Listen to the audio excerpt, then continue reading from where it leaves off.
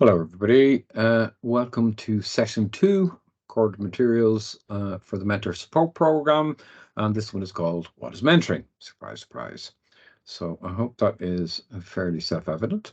And you're probably watching this because you already received some information from us about the program. So the aims are that you would have a better understanding of your role in the social work apprenticeship integrated degree program, and a specific focus here on mentoring. And hopefully this will help you prepare to contract with your mentee. So what is mentoring? Mentoring, long history. We'll go through it a little bit. Go back to the ancient Greek, because that's where the word comes from in the first place. I'll explain who these various figures are. And over here, just kind of notice that mentoring is universal. It's something that happens worldwide, and has done for time immemorial.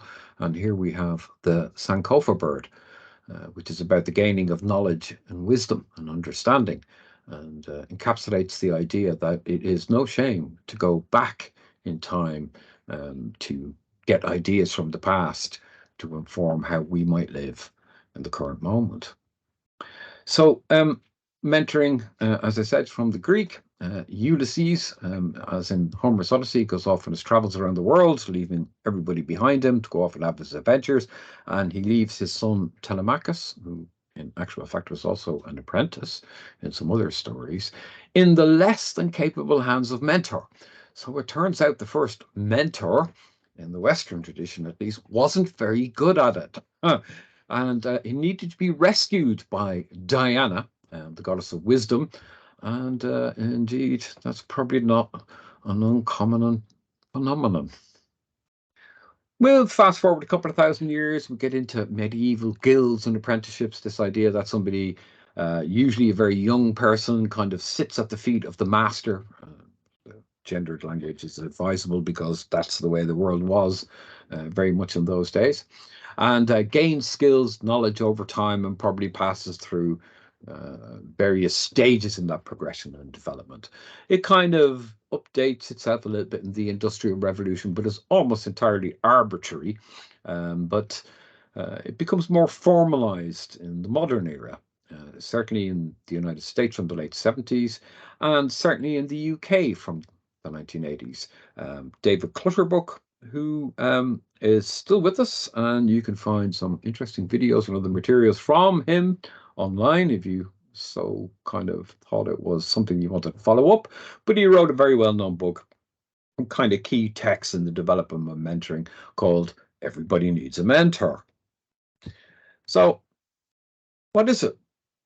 There's a number of little quotes here, and I'm going to do a few, but I'm not going to overdo that, I hope, because danger as an academic that you just keep on throwing references out there.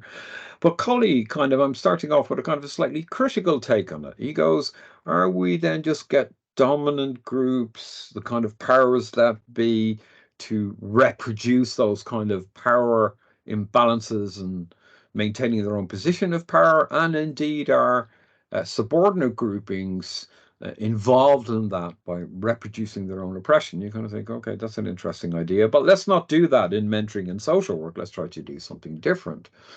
Now, there are various meta-analysis essentially where you find all the research and evidence, and you kind of say, well, what's the commonality here? What kind of threads can we see?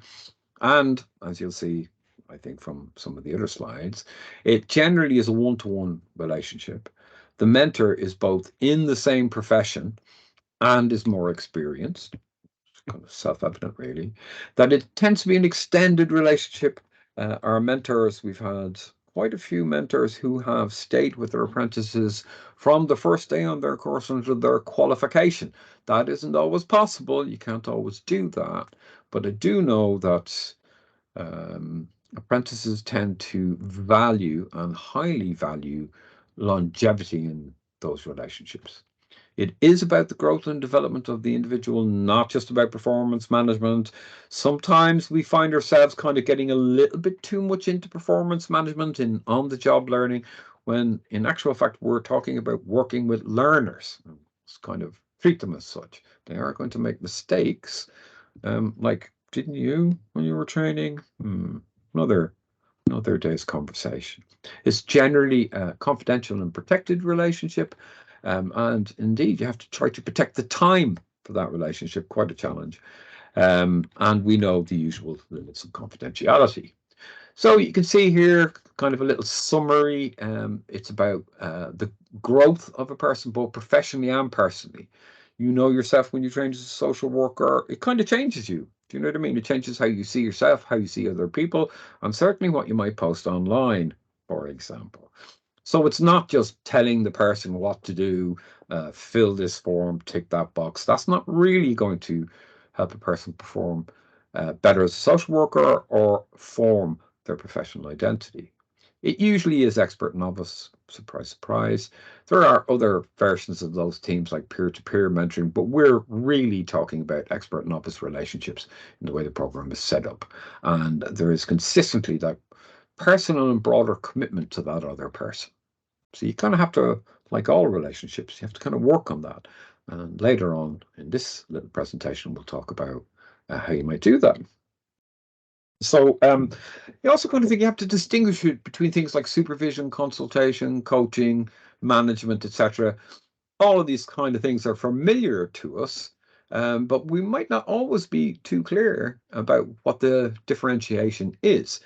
Happily, Ming Sum, Tsui, and others have come up with a kind of a typology, a way of thinking about these things, and what are the key differences and similarities between those.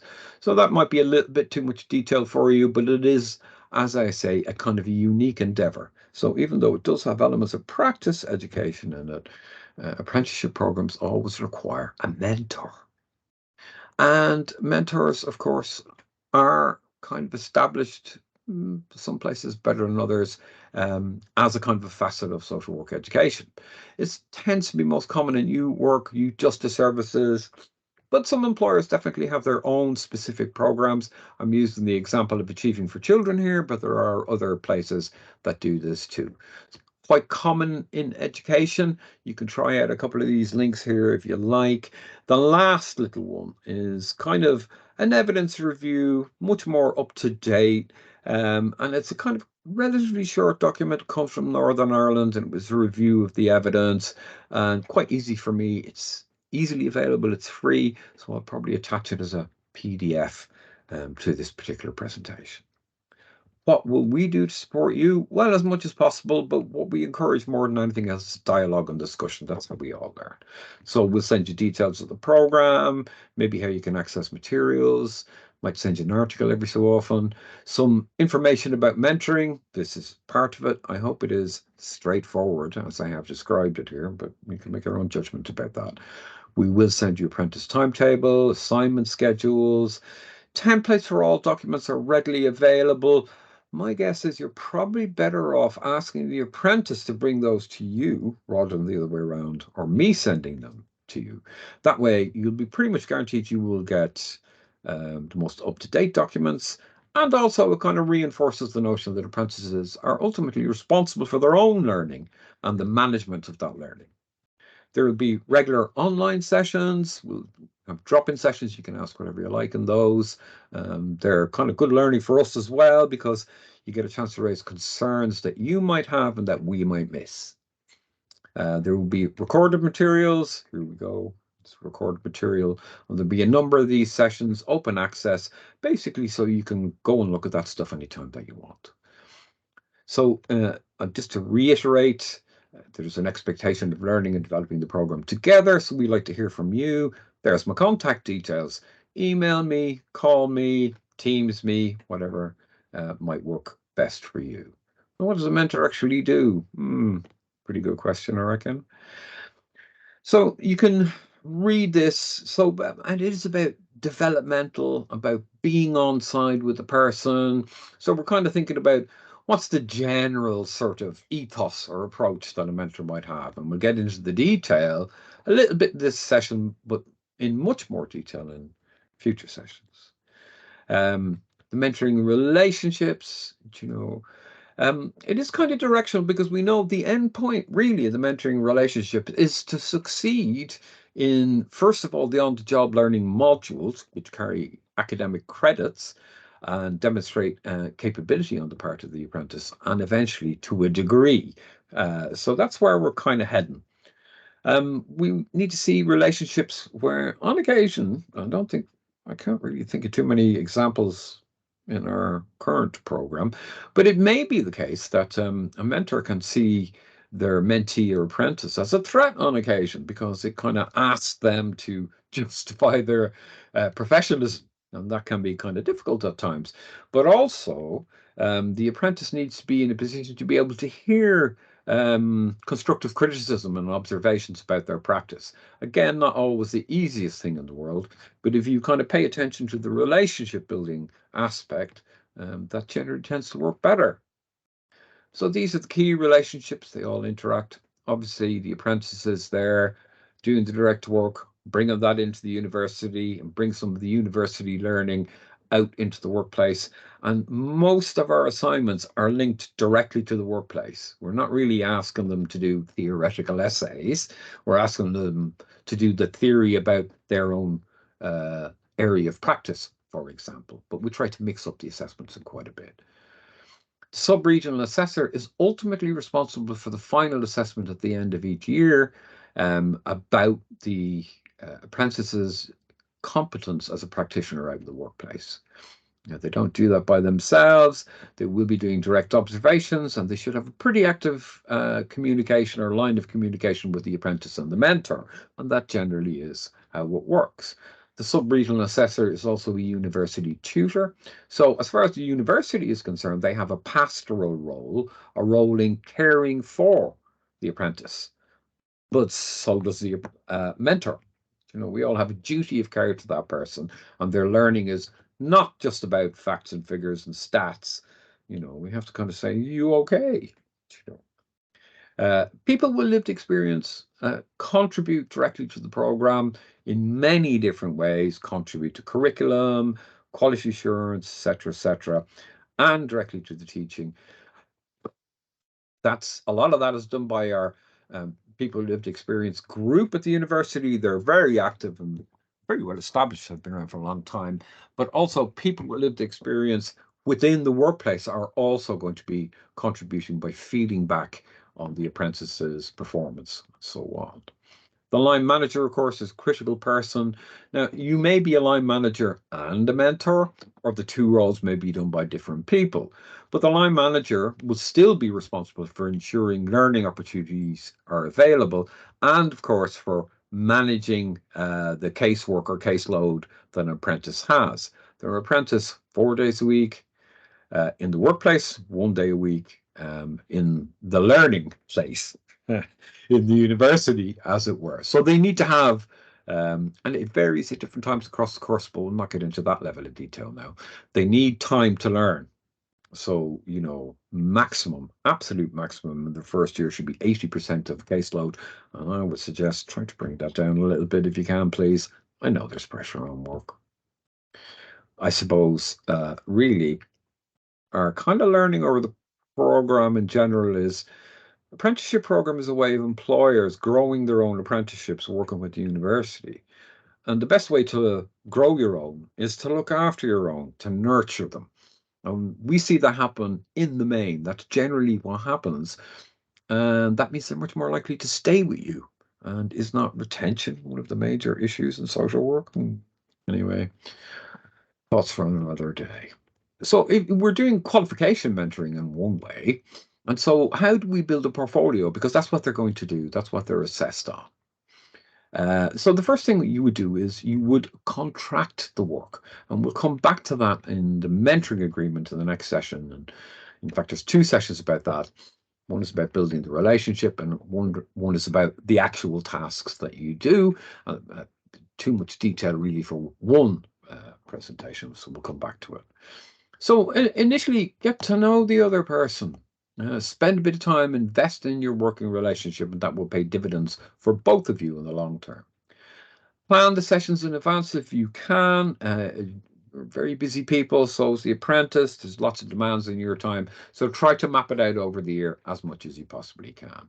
Agree perhaps what might need to be done by the next session. That generally helps keep us on our toes. It helps me. I have to have lists for everything or else it just goes out of my head. Feedback is good. You don't always have to give feedback in writing, but that constant feedback loop is going to be very helpful. Feedback boosts professional learning. Do you know what I mean? And if you could do a little bit of that in the writing, it would not hurt. Maybe have some material that you could share with your apprentice to promote both critical thinking. I kind of stumbled over that word, but I'm not going recording the whole session again because of that. But if there were articles, things like serious case reviews, perhaps, if you have a practice model, have you got materials to kind of uh, evidence what that practice model is about? If you can provide materials like that, that's always useful. If you want materials and you're stuck for them and you can't find them, email me. That's part of my job. And encourage the apprentice to keep to the timetable you have agreed. So, a lot of the role is really about kind of motivational and lifting up the apprentice in their sometimes difficult times. So how do you boost their confidence? Well, we'll start off with social graces and some other models, and in the next session we'll talk to you a little bit more about that. They're pretty easy to use. They have a distinct advantage in that they structure those initial discussions. That means that they kind of you tend not to miss important things if you use models. That's really the advantage of them. It's always good to break tasks into bite-sized chunks.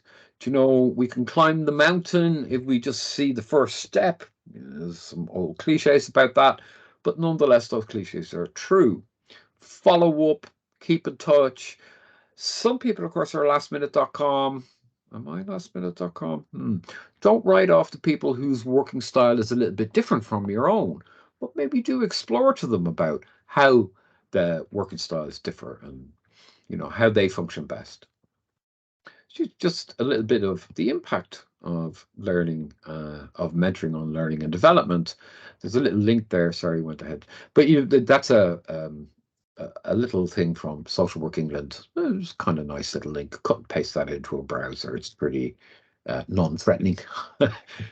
So the impact of mentoring more generally is that we get increased reflectivity, the sharing of improved knowledge and skills. Sometimes the apprentice will teach you about things, and commitment to and a culture of professional development. We all want that in organizations that help organizations work better. It also has a positive impact on trained mentors, apart from just the kind of feel good factor. And when it works, you do feel good, right? But it also kind of makes you question, why do we do things in this way? There's nothing like having learners in the office to question the kind of basic assumptions about how things are done. So that of itself is a good thing. So there's a little bit here you can see about how it helps improve organizations and culture of professionalism, enhance knowledge and skills, and so on. And there's pretty good evidence to show that that is the case. And when that is the case, it actually helps with recruitment and retention of staff in social care in particular, but also in social work in general. The evidence of direct impact on service users is rare. It seems kind of obvious. It seems obvious if you do this, then that will be better. But you can kind of maybe see a correlation, but it's actually quite difficult to show, even though it seems common sense. Common sense. Even though it seems common sense, it's quite difficult to actually demonstrate that. But I think we could travel and hope and think that's probably likely. If we get improvement in all these other things, we probably have better outcomes for people who use our services. And of course, we're not naive about this, are we? We know that there are kind of challenges of understanding and expectations, particularly at the start of these mentoring relationships. We're trying to work out, well, what's going on here? What should I be doing? And so on and so forth. That's kind of normal behavior. Workplace culture, really, social work education, it is teams of people. We could even go so far as to say the team around the apprentice who educate the apprentice. Do you know what I mean? It's not a kind of a one-to-one relationship. And that kind of learning culture is more evident in some teams and some organizations than others. The relationship is the fundamental building block, and if that relationship isn't there, it's not going to work quite so well. There needs to be a certain amount of independence as on the part of the mentor. Do you know what I mean? They don't need to be micromanaged, and they certainly don't need to be reporting back on a regular basis to people about progress. Interesting kind of set of ideas there. And there's a wide range of qualities and skills, but of course, at the end of the day, time and workload pressures are going to be the major in your face things that you're going to have to manage on a day-to-day basis. How do we know, and what do we know about mature learners? Well, mature learners are a little bit different. And a lot of our mature learners have been waiting around a long time for this opportunity, sometimes up to 20 years or more. That's something to do with the fact that employment-based routes really, the money isn't there for those things. So they're kind of rare these days, and they used to be much more common. So our mature learners, what do we know about them? Well, for a start, we know that any learner acquires skills as a kind of a process rather than an event. That we start off as novice, but it may be that the novice in some areas has a great deal of expertise, and in some areas not so much. We spend a fair bit of time at the course talking about those transitions. And in fact, our first module was called Transitions into Social Work. So they move through these stages: advanced beginner, competence, proficient, and expertise. It's kind of helpful sometimes to think about, well, where is the learner at the moment? And if they are an advanced beginner, which is really where most of our apprentices are, well, what might help them to get to a more competent, proficient, because those things will be different at each stage. So having a sense of where the learner is really quite important. I suppose a kind of analogy is how we develop in the use of supervision. It's become a bit of a cliche that um, you will get a lot of supervision, and probably more supervision on the rest of your professional life when you are a learner. And that's kind of, maybe there is some truth in that. But we really don't know how to use supervision at the start. How we're kind of more self-centered, we're kind of learning how to get the best out of this. And then we become user-centered. We're thinking still about ourselves quite a bit, but we're kind of growing up. And then you'll see the apprentices, and some of them will progress remarkably quickly to process centered. They will see the point of supervision, they will see the impact of it, and will value the opportunity to talk to another person about what their concerns are and where their blocks and barriers to learning might be, until they get process and context. And that's kind of reflection in practice kind of stuff. Do you know what I mean? They're thinking about it as it's happening. Do you know? So there may be analogies between those two things. Knowles is a bit old hat, really, to be honest. A lot of people will criticize me for using this, but he was one of the first people to talk about the difference between adult and child learners. Uh, the notion that as a person matures, they have a more kind of independent personality. They're more directive. They have growing reservoir experience, knowledge, skills to draw on. They are motivated in a different way. They're motivated quite, in a target-driven way. It's not quite perhaps the right way to put it, but they kind of know what they want to get out of this, if you see what I mean. So they are quite ready and motivated to progress in the professional world. They're orientated to learning, and so on and so forth. And this breaks down into these four things. What do adult learners need? They need to be involved in the planning and valuation of their instruction. So that's an active conversation. It's a two-way conversation, not handed down to them. Experience, including mistakes. So what they actually do, they have to do things. They're experiential learners.